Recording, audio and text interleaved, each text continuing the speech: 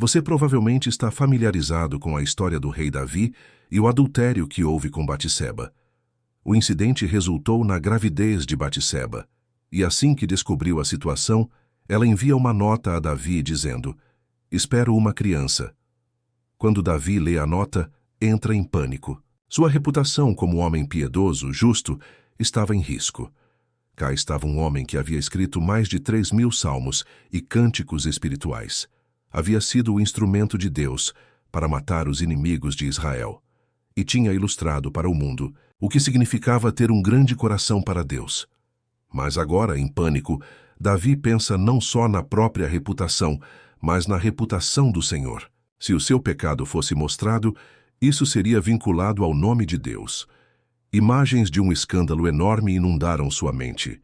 Então, Davi concebe um plano para esconder seu caso com Batseba, e o pôs em ação, enviando uma mensagem a Joabe, general do seu exército. A mensagem dizia: "Manda-me Urias o Heteu", 2 Samuel 11:6. Ora, Urias era o marido de Batseba e pertencia à infantaria do exército de Israel. É evidente que Urias era parte de um grupo de elite de soldados, pois as Escrituras o citam como um dos 37 homens mais fortes de Davi, 23:39. Quando recebeu a mensagem de Davi, Joabe deve ter começado a suspeitar de algo. Ele conhecia o coração de Davi, inclusive suas tendências lascivas. Ainda assim, o general instruiu Urias a ir a Jerusalém para ver o que Davi tinha para dizer. Quando Urias chega, Davi o recebe na residência real e imediatamente o envolve em conversa militar. Pergunta: "Como está a guerra? E como está indo? O seu general? Os soldados estão progredindo?" Urias deve ter se perguntado: "Do que se trata? Sou apenas um soldado da infantaria. Não fiz nada para merecer esse tipo de atenção." Ou também poderia desconfiar. Ele poderia ter ouvido algum comentário sobre o caso, apesar de que as Escrituras não declaram que o caso era de conhecimento público. Verdade é que Urias estava sendo enganado por Davi. O rei achou que o problema seria resolvido se apenas conseguisse pôr Urias no leito de Batseba uma noite. Então, Urias pensaria que ele havia provocado a gravidez da esposa. Davi lhe diz: "Você guerreou uma batalha longa e deve estar cansado. Vá para casa e descanse essa noite. Mandarei manjares especiais para você aproveitar." Mas quando Urias saiu, não foi para casa. Pelo contrário, dormiu na casa dos guardas fora do palácio. Quando Davi soube disso no dia seguinte, chamou Urias de volta e perguntou: "Por que você não ficou com sua esposa ontem à noite?" Urias responde: "Joabe, meu senhor, e os servos de meu senhor estão acampados ao ar livre, e hei eu de entrar na minha casa para comer e beber e para me deitar com minha mulher. Tão certo como tu vives, e como vive a tua alma, não farei tal coisa." 2 Samuel 11:11. Urias só conseguia pensar em seus companheiros soldados. A sua lealdade deve ter fervido a cabeça de Davi. Agora o pânico do rei cresce. Ele rapidamente ordena que Urias permaneça em Jerusalém mais uma noite e põe em ação outro plano. Essa noite, ele iria convidar Urias para jantar, enchê-lo de muito vinho e deixá-lo bêbado. Se Urias perdesse a noção das coisas, esqueceria dos outros soldados e iria querer dormir com a esposa. Dá para você imaginar esse piedoso rei, um pregador da retidão, tentando deixar bêbado um de seus fiéis soldados? Foi exatamente o que Davi fez, e o plano funcionou. Urias ficou bêbado. Davi instruiu os guardas do palácio: "Levem esse homem para casa e o ponham na cama." Mas outra vez, as Escrituras dizem: à tarde, saiu Urias a deitar-se na sua cama, com os servos de seu senhor, porém não desceu à sua casa. Dízimo 13. A essa altura, o pânico de Davi saiu de controle. Ele sabia que tinha de fazer algo drástico. Então escreve uma carta a Joabe, ordenando que colocasse Urias na linha de frente, em meio à pior das batalhas. Então, quando o exército inimigo ondulasse à frente, Joabe deveria recuar todas as tropas exceto Urias. Resumindo, Davi queria Urias morto. Davi entrega uma carta selada nas mãos de Urias, com instruções para que fosse dada a Joabe. O leal, Urias não sabia, Mas o rei tinha acabado de lhe entregar a garantia da própria morte. Quando Joabe leu a carta, entendeu a ideia de Davi, mas obedeceu à ordem do rei mesmo assim. Enviou Urias numa missão suicida, que exatamente como Davi tinha planejado, o soldado foi morto em batalha. É difícil conceber que um homem piedoso e justo como Davi pudesse cair num pecado tão terrível. Mesmo hoje, com todas as notícias sobre estupro, violência e morte, a história de Davi se destaca como uma das piores quedas já sofrida por um líder. Por quê? Porque aconteceu com um homem de Deus, uma pessoa apaixonada pela justiça. Provavelmente você se lembra do que aconteceu a seguir. Batseba chorou a morte do marido por 7 dias, segundo a lei. Aí, Davi a trouxe para o palácio, onde se juntou ao seu harém de esposas. Ele já tinha 5. Posteriormente, Batseba deu à luz o filho de Davi. E durante todo um ano após o assassinato, Davi não mostrou nenhum sinal de arrependimento por seus atos. Na verdade, justificou a morte de Urias junto a Joabe, dizendo que Urias tinha morrido devido aos infortúnios da guerra. A espada devora tanto este como aquele. 11:25. Davi pode ter visto o seu pecado com leviandade, mas Deus não. As Escrituras dizem, porém isto que Davi fizera foi mal aos olhos do Senhor. 11:27. Graças a Deus, Davi tinha um pastor que não temia o homem Natã, o profeta era o pastor de Davi, e não tinha medo de expor o pecado do seu rebanho, inclusive o pecado do próprio rei. Vejo Natã como um tipo de pastor piedoso que chora em cima do pecado da sua igreja. Deve ter lhe ferido profundamente que Davi, um homem a quem todo mundo olhava como piedoso e reto, estivesse encobrindo o pecado. Natã sabia tudo o que Davi havia feito, pois o Espírito Santo lhe havia revelado. O rei, supostamente justo, tinha quebrado 3 mandamentos santos. Havia cobiçado a mulher de outro homem e a roubado dele. Havia cometido adultério com ela, e havia cometido assassinato para esconder tudo. Como Natã fez para cuidar da situação?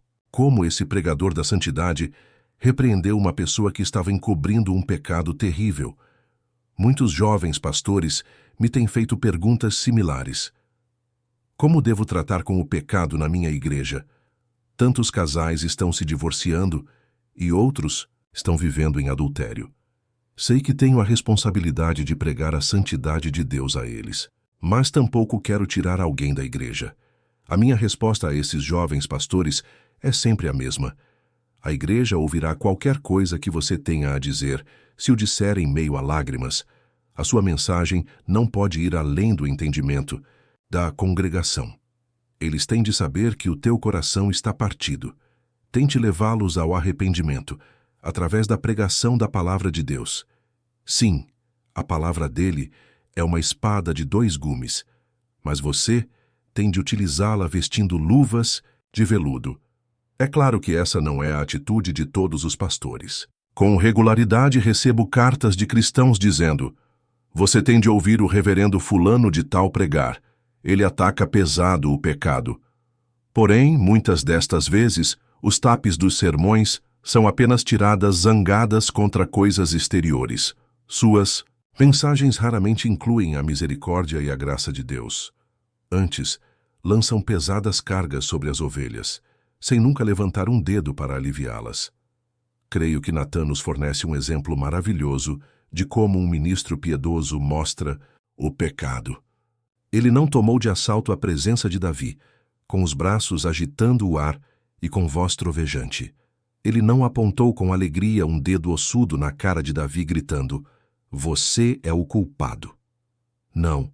Ele levou a impressionante mensagem de Deus, reveladora do pecado com grande sabedoria, poder de persuasão e terna misericórdia, e usou uma parábola para fazê-lo. Natã disse a Davi: um pobre homem tinha só uma ovelha. Era o bichinho de estimação da família e amada como um membro da família. Ela se deitava no colo das pessoas, esperando ser acarinhada. Então o homem a criou e alimentou como faria com um filho. Ora, o pobre homem tinha um vizinho rico, possuidor de muitos rebanhos. Um dia o homem rico estava recebendo uma visita. Na hora do jantar, ele mandou um servo matar uma ovelha. Contudo, mandou que o servo não tomasse uma cordeira de seus vastos rebanhos, mas que roubasse a ovelha do vizinho, a matasse, a temperasse e servisse ao visitante. Quando ouviu isso, Davi ficou irado. Disse a Natã: esse homem rico deveria morrer. Tão certo como vive o Senhor, o homem que fez isso deve ser morto. E pela cordeirinha restituirá 4 vezes, porque fez tal coisa e porque não se compadeceu. 2 Samuel 12, 5, 6. Nessa hora, Natã deve ter tido lágrimas nos olhos. Tremendo, ele diz a Davi: tu és o homem, desprezaste a palavra do Senhor. A Urias, o heteu, feriste a espada, e a sua mulher tomaste por mulher. 12, 7, 9. Natã estava dizendo: Davi, você não... Entende? O que estou contando é a tua história. Você tem 5 esposas e mesmo assim roubou a mulher de outro homem. Você não teve pena, o mandou à guerra para ser morto e assim ter a cordeira dele. Você se tornou adúltero, assassino, um ladrão. Você foi leviano com a palavra de Deus. Natã expôs cada detalhe do pecado de Davi, mas não o fez com fúria. Antes, simplesmente falou ao rei. Então, disse Natã a Davi. 12:7, ênfase minha. Foi nesse momento que Davi foi atingido e se arrebentou. Quando lemos os escritos de Davi dessa época, vemos o choro de um coração partido. Os meus ossos estão fracos. Não consigo dormir. Toda noite cubro meu travesseiro com lágrimas. O Espírito Santo perseguia Davi, falando ao seu coração, agindo para que ele se arrependesse. Ele não conseguia fugir da misericordiosa perseguição de Deus. Ao ler e reler esse relato, o Espírito Santo não me deixou prosseguir enquanto não me mostrou uma verdade poderosa. Após estudar esta passagem por inteiro, comecei a clamar a Deus: ó Senhor, tu vais ser misericordioso comigo como foi com Davi. Tu vais me mandar uma palavra poderosa expondo o pecado, como fez com ele. Por favor, Senhor, se algum dia eu escorregar e fizer concessões, ponha-me sob repreensão piedosa de um profeta que não tenha medo de expor o pecado. Eu creio que um dos maiores dons misericordiosos de Deus à Igreja são os seus ministros, fiéis que amorosamente nos repreendem por nossos pecados. Agradeço a Deus por esses pastores do tipo de Natã, pessoas que não têm medo de ofender presbíteros, diáconos ou os membros ricos da Igreja. Ficam face a face com qualquer um, para expor suas iniquidades com carinho e amor. Claro, não é todo mundo que quer uma repreensão assim. Algumas pessoas de nossa lista de correspondência nos dizem: não gosto de abrir suas cartas, sempre me sinto desconfortável quando as leio, são muito enervantes. Não posso servir um Deus como o teu, que está sempre apalpando a minha alma para expor coisas. Você precisa amaciar a mensagem, não dá para mim. Sei que como pastor amoroso tenho de ser cuidadoso com o meu tom, mas não posso me desculpar por pregar verdade condenatória. Eu pergunto: o que acontece à Igreja quando os pastores não mostram mais as iniquidades? Onde Davi teria acabado se não tivesse Natã para mostrar sua iniquidade? Você tem de entender que Natã estava bem consciente de que o poderoso rei poderia mandar matá-lo a qualquer hora. Ele tinha visto Davi perdendo as estribeiras várias vezes. Então, por que Natã não disse: vou ser apenas amigo de Davi, vou orar por ele e estarei presente se precisar de mim? Tenho de confiar que o Espírito Santo irá convencê-lo. O que teria acontecido? Creio que sem a palavra condenatória de Natã, Davi teria caído sob o pior julgamento visto pela humanidade. O pior julgamento possível é Deus devolver você ao pecado, deter toda a ação do Espírito Santo em sua vida. No entanto, é exatamente isso que está acontecendo com muitos cristãos hoje. Eles escolhem ouvir apenas pregações leves que reafirmam a carne. Onde inexiste uma palavra que condene, não pode haver o pesar piedoso pelo pecado. E onde inexiste pesar piedoso pelo pecado, não pode haver arrependimento. E onde inexiste arrependimento, há só dureza de coração. O apóstolo Paulo escreve à igreja de Corinto: me alegro não porque fostes contristados, mas porque fostes contristados segundo Deus. Porque a tristeza segundo Deus produz arrependimento. 2 Coríntios 7, 9, 10. Paulo diz que seu clamor contra o pecado dos coríntios produziu neles contristamento piedoso, que os levou ao arrependimento. Por sua vez, isso produziu neles ódio pelo pecado, temor santo de Deus e desejo de vida reta. Porém, isso nunca teria acontecido se ele não houvesse pregado uma palavra aguda, penetrante, condenatória. O motivo de Paulo falar com tanta força aos coríntios foi para que a vossa solicitude a nosso favor fosse manifesta entre vós diante de Deus. 7:12. Em outras palavras, eu não estava tentando lhes enervar ou condenar. Eu expus o seu pecado para que vissem o quanto eu os amo e me preocupo por vocês. Quando o Espírito Santo bate à porta do teu coração, às vezes soa como pancada dura. Mas é na verdade Deus mostrando o seu terno amor. Sem uma palavra assim, Davi certamente iria cair sob tremendo julgamento. Ele já tinha passado um ano todo em seus negócios, sem alguma vez ter enfrentado o que tinha feito. Ele não ouviu nenhuma palavra de repreensão ou de correção. Então, a cada dia que passava, o pecado se tornava mais fácil de tirar da mente.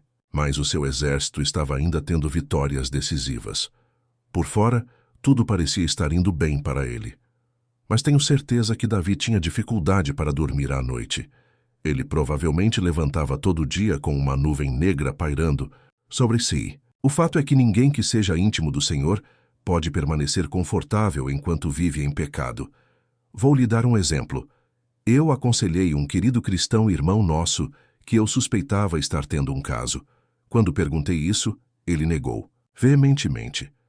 Aí, um mês depois, ele pede para falar comigo tarde da noite. Quando o encontrei, ele estava chorando e arrasado, e confessou: Pastor, há semanas que estou vivendo um inferno. Eu menti a ti e a Deus. Tenho vivido em adultério. Tenho sentido a repetição de todas as mensagens que já ouvi do púlpito, de cada palavra de exortação, e não consegui silenciar a palavra de Deus. O Espírito Santo continuamente recordava a esse homem todas as pregações expositoras de pecado que ele tinha ouvido, e foi levado ao arrependimento pela lembrança desta palavra pregada. E agora vou lhe dar um exemplo diferente. Uma irmã em Cristo me escreveu dizendo: Irmão David, estou casada com meu marido há 20 anos. Eu o amo, mas agora provavelmente vou ter de deixá-lo, apesar de não querer isso. Eu não conseguia entender por que esse homem de Deus, que vai sempre comigo à igreja, iria começar a deteriorar tanto no caráter. Ele se tornou desonesto comigo e uma grande muralha cresceu entre nós. Logo se tornou um estranho para toda a nossa família. Eu não podia tocar no assunto. Eu orei e fiz tudo o que pude para tentar entender o porquê de ele estar se afastando. E então eu descobri o porquê. Ele estava preso à pornografia desde que nos casamos, e algum tempo antes disso. Ele ainda se declara ser cristão e vai à igreja comigo, mas se recusa a deixar isso. Esse homem está prestes a perder a família e o lar. Diz ser nascido de novo e que vai para o céu. Você acha que ele precisa um tapinha nas costas e de uma palavra de certeza? Será que precisa ouvir um pastor dizendo: está tudo bem contigo, Jesus te ama? Não, nunca. Ele precisa de um Natã, de alguém que lhe diga: você é o culpado. Ele precisa ser desperto, ter o fogo do Espírito Santo ardendo sob si. Caso contrário, será entregue ao pecado e finalmente destruído.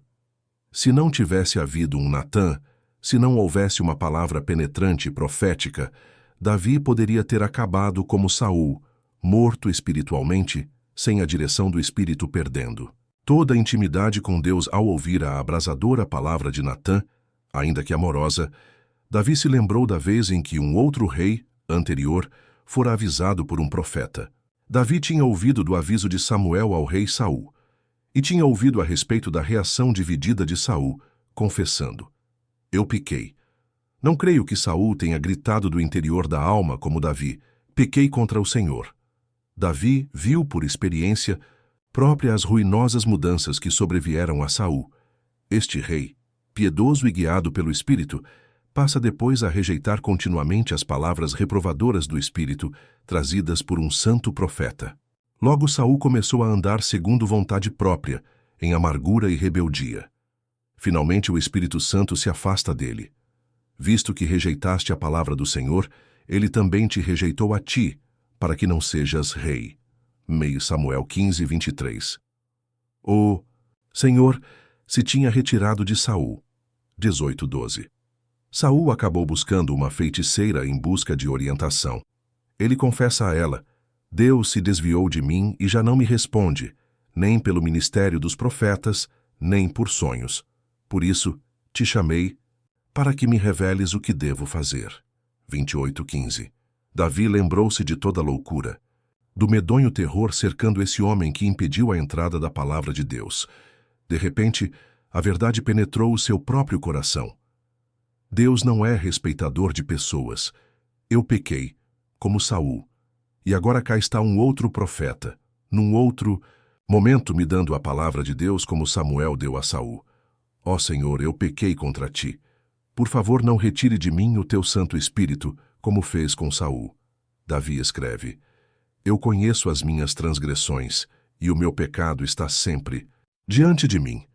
Pequei contra ti somente, e fiz o que é mal perante os teus olhos. Purifica-me. Cria em mim um coração puro. Não me repulses da tua presença, nem me retires o teu Santo Espírito. Salmo 51, 3, 11. Um comentarista sugere que, a despeito do arrependimento de Davi, ele nunca teria se recuperado da queda. Ele aponta que a Bíblia diz muito pouco sobre qualquer vitória de Davi após esse tempo. Antes, sugere ele, Davi meramente foi se esvaecendo até a morte. É verdade que Davi pagou sérias consequências por seu pecado. Na verdade, profetizou julgamento sobre si próprio. Ele diz a Natã que o homem rico que roubara a cordeira do homem pobre deveria restaurar 4 vezes. E foi exatamente isso que aconteceu com a vida de Davi. A criança a qual Batseba deu à luz morreu em poucos dias. E 3 outros filhos de Davi, Amnon, Absalão e Adonias, todos tiveram mortes trágicas e fora de hora. Assim Davi pagou seu pecado com 4 de seus próprios cordeiros. Mas a Bíblia claramente mostra que toda vez que retornamos para o Senhor em arrependimento genuíno de coração, Deus responde trazendo reconciliação e restauração absolutas. Não temos de acabar como Saul, descendo à loucura e ao terror. Nem temos de esvaecer da vida, aguardando o passar do tempo em quieta vergonha até que o Senhor nos leve. Pelo contrário, o profeta Joel nos assegura que Deus se envolve imediatamente assim que voltamos para Ele. Rasgai o vosso coração e convertei-vos ao Senhor, vosso Deus, porque Ele é misericordioso e compassivo e tardio em irar-se e grande em benignidade, e se arrepende do mal. Joel 2:13. Surpreendentemente, Deus então nos dá essa incrível promessa: restituir-vos-ei os anos que foram consumidos pelo gafanhoto. Comereis abundantemente, e vos fartareis, e louvareis o nome do Senhor vosso Deus, que se ouve maravilhosamente convosco, e o meu povo jamais será envergonhado. Joel 2, 25, 26. O Senhor promete restaurar tudo. É preciso entender. Quando essa profecia foi dada, Deus já havia pronunciado julgamento sobre Israel. Mas o povo se arrependeu, e Deus diz: agora farei coisas maravilhosas para vocês. Vou restaurar tudo que o diabo roubou. Amado, a terna misericórdia de Deus permite até ao pior dos pecadores dizer: não sou um viciado em drogas, não sou um alcoólatra, não sou um adúltero, sou um filho do Deus vivo, com todos os direitos do céu para a minha alma. Não vivo mais sob condenação, pois o meu passado ficou totalmente para trás.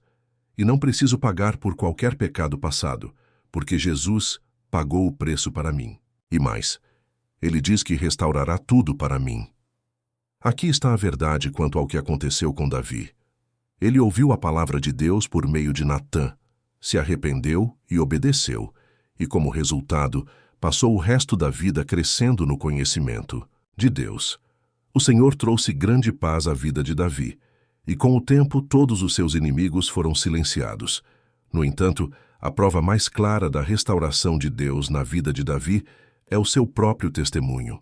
Leia o que Davi escreveu nos dias próximos à sua morte. O Senhor é a minha rocha, a minha cidadela, o meu libertador, o meu rochedo em que meu refúgio, o meu escudo, a força da minha salvação, o meu baluarte e o meu refúgio. 2 Samuel 22, 2, 3. Isso não é o testemunho de alguém que tenha se esvaecido. Clamei a meu Deus, ele ouviu a minha voz, me tomou. Tirou-me das muitas águas, trouxe-me para um lugar espaçoso. Livrou-me porque ele se agradou de mim. 22, 7, 17 e 20. Acabamos de estudar tudo o que Davi fez para desagradar ao Senhor. Contudo, mesmo depois de tudo isso, Davi foi capaz de dizer: o Senhor se agrada de mim. Eis porque Davi para sempre será conhecido como um homem segundo o coração de Deus. É porque rápida e genuinamente ele se arrependia de seus pecados. Provérbios nos diz: o que guarda a repreensão será honrado. Provérbios 13, 18. Deus irá lhe honrar se você amar e obedecer à repreensão divina. Desprezaram toda a minha repreensão. Portanto, comerão do fruto do seu procedimento. Os nécios são mortos por seu desvio. 1:30, 32. Se você ficar surdo à repreensão piedosa, isso acabará lhe destruindo. As repreensões da disciplina são o caminho da vida. 6:23. Simplificando, a palavra condenatória de Deus produz vida. Prezado santo, a verdade em relação à pregação dura, se pregada em meio a lágrimas, é que na verdade ela é a pregação da graça. Se você está sendo sondado pela palavra de Deus, se o seu espírito não está lhe deixando confortável em seu pecado, então está lhe sendo mostrada misericórdia. É o profundo amor de Deus agindo, atraindo-o para sair da morte e entrar na vida. Você vai responder a ele como Davi fez. Se assim fizer, conhecerá restauração e reconciliação reais, e Deus irá lhe restaurar tudo que o inimigo roubou. Aleluia!